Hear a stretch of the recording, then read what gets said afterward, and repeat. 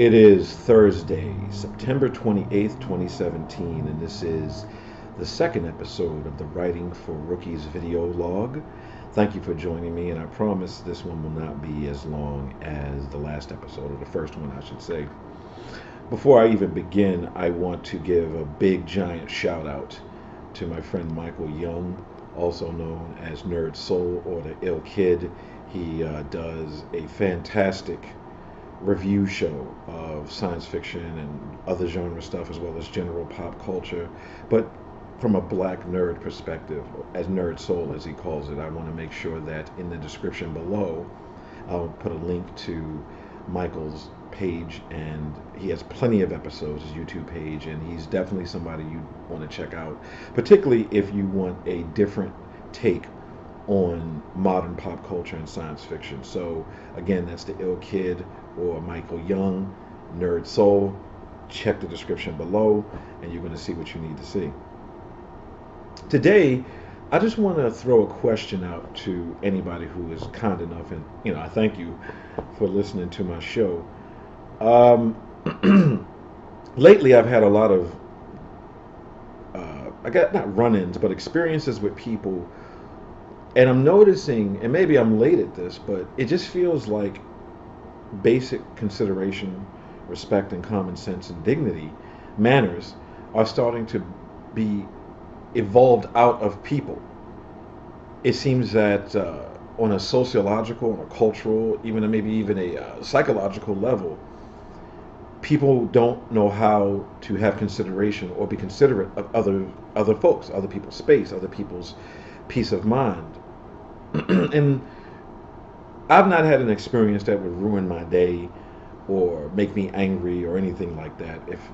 It's more along the lines of, from a sociological perspective, and you have to know, long-term listeners know, and fans or whatever you want to call it, know that my undergraduate degree is in sociology, so I was trained initially on a collegiate level to think as a sociologist, to observe, to evaluate, to understand, or attempt to understand, or attempt to reach some kind of an analysis of a given situation or a societal shift or a societal change.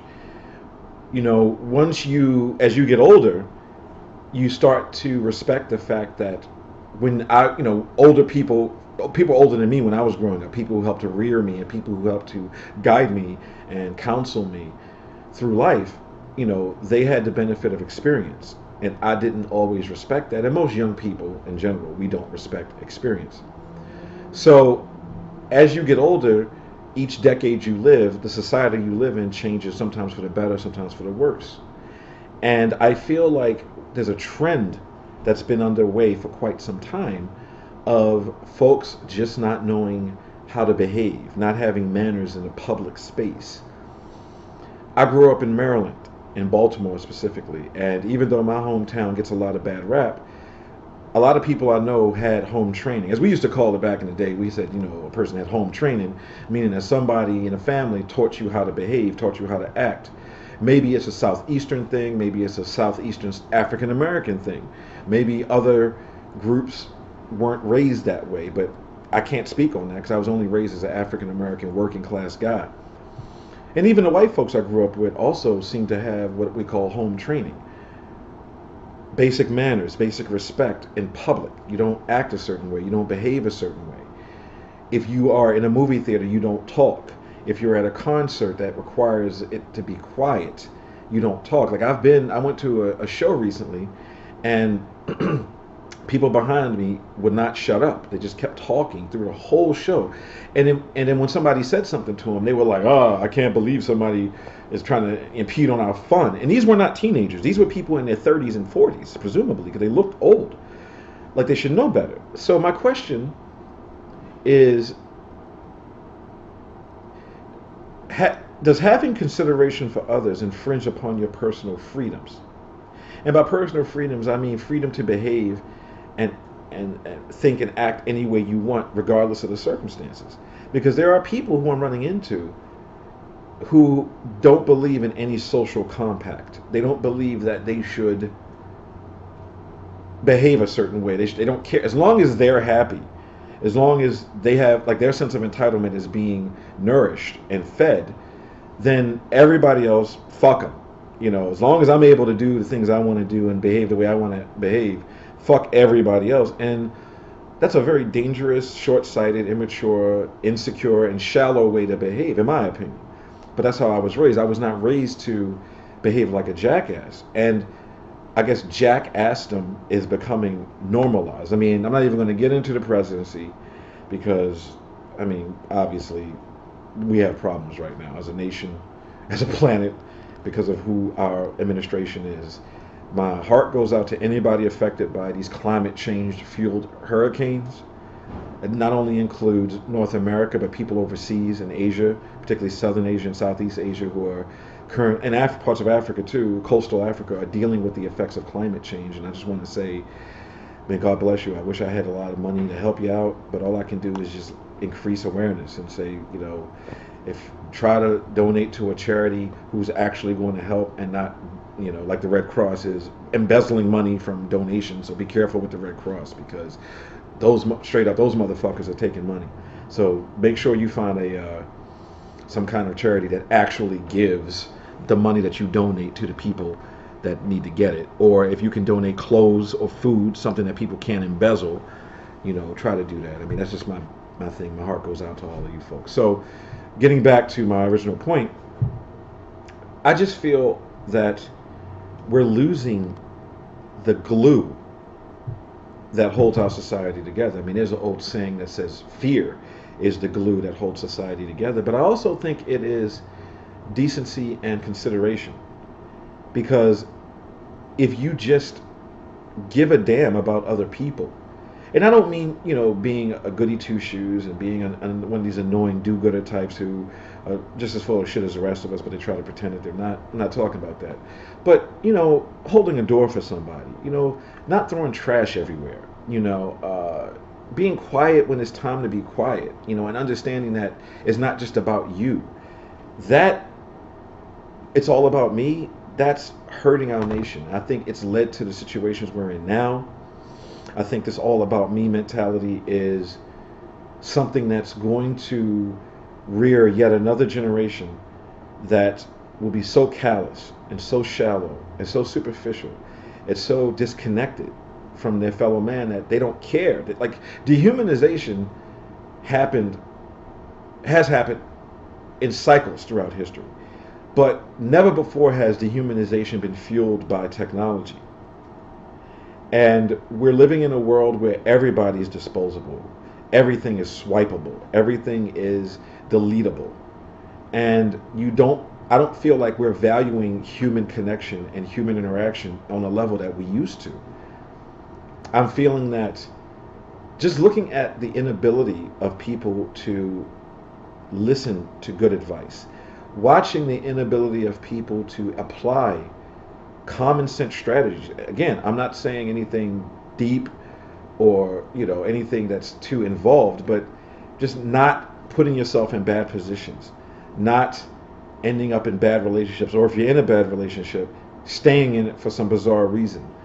You know, all these things that used to be, I think, commonplace, at least from what maybe I grew up in an idyllic environment where people listened to advice and paid attention and were considerate of others. I mean, I don't think that, because I meet other people who are my age and older, and sometimes my age and younger, who have that kind of dignity and common sense and consideration for others. So I know it's not just me, but I don't know if it's been a generation of kids raised by helicopter parents who, you know, kids who got participation trophies. And I'm not blaming the children.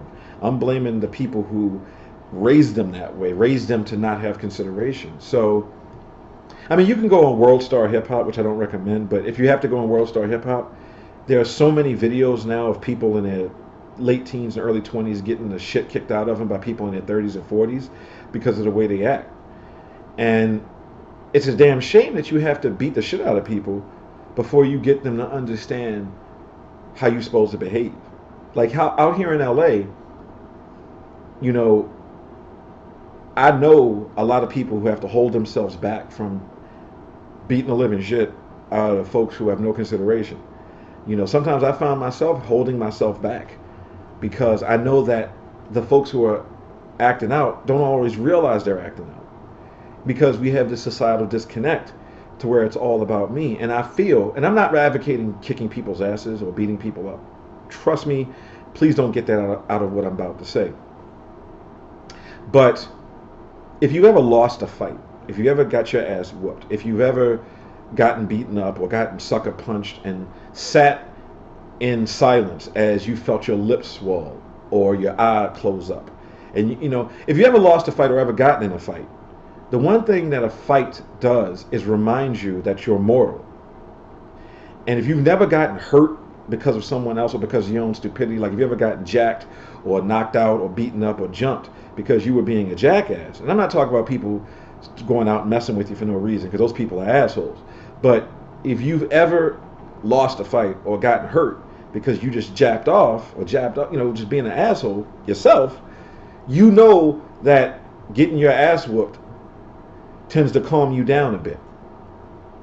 It tends to make you remember that, yeah, I could die, and maybe I should calm down, because I think the adrenaline surge after getting hit tends to clear your mind. Like I've won a couple of fights, I've lost a few. It's just life if you ever end up in that situation. But I remember in every case, throwing a punch, taking a punch, made me realize that I'm just a human being. And you feel that adrenaline surge and it clears your brain. And for a long moment, you sit there and you're like, wow, man, maybe this was not the best way to go. Because fighting sucks.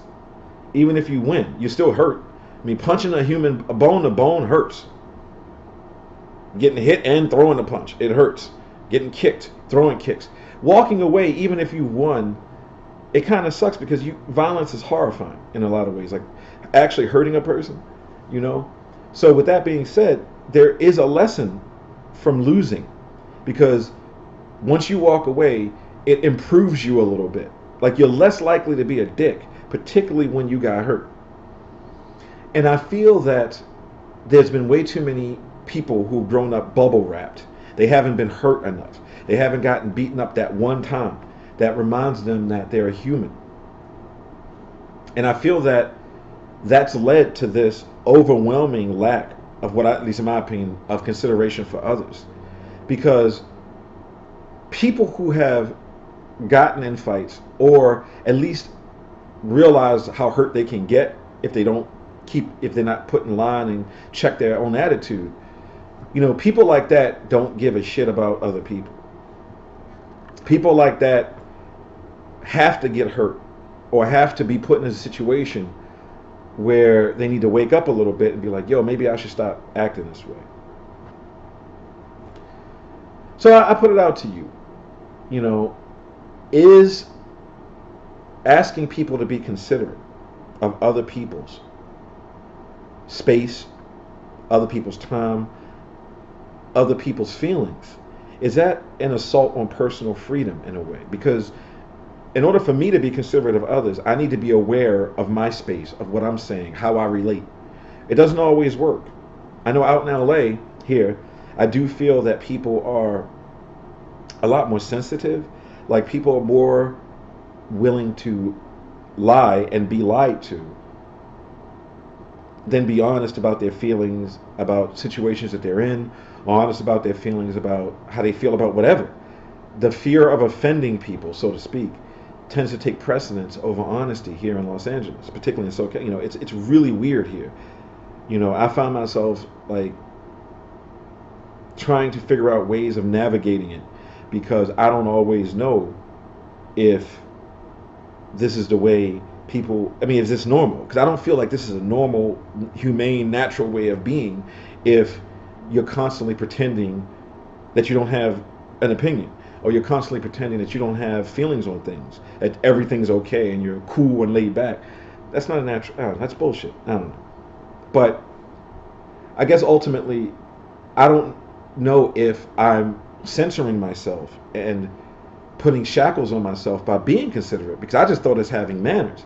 But in and of itself, having manners comes from a kind of almost a Victorian, Elizabethan way of thinking. It's like a very westernized concept of dignity and self-awareness. So I don't know if consideration is actually a form of self-censorship and or a form of, I mean, slavery is too strong a word because that's overused and this is the wrong term, but of limitation. Like, are you limiting yourself by having manners and being considerate of others?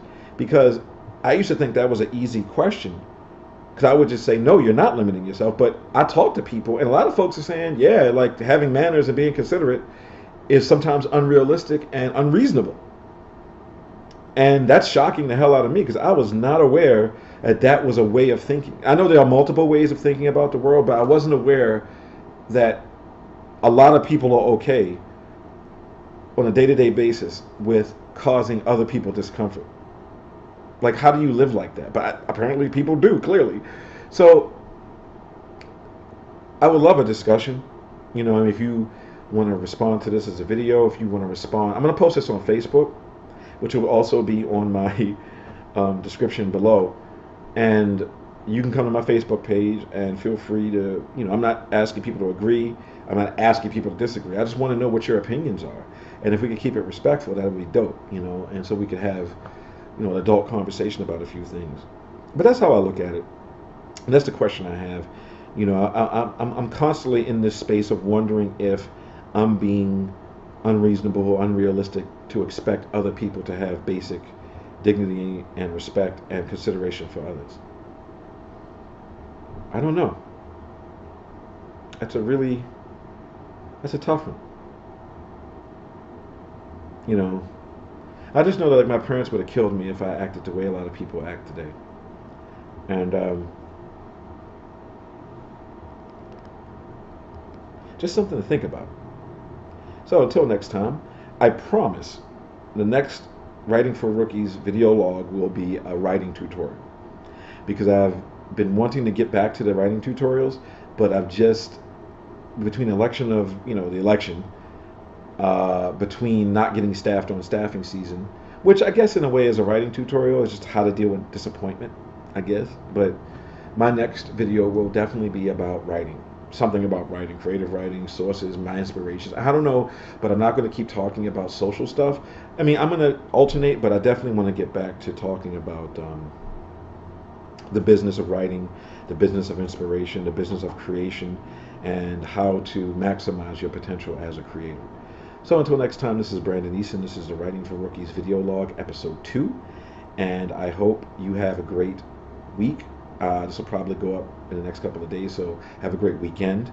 And, take care of yourself and just be aware of the world around you and try to make it a better place. Thank you so much.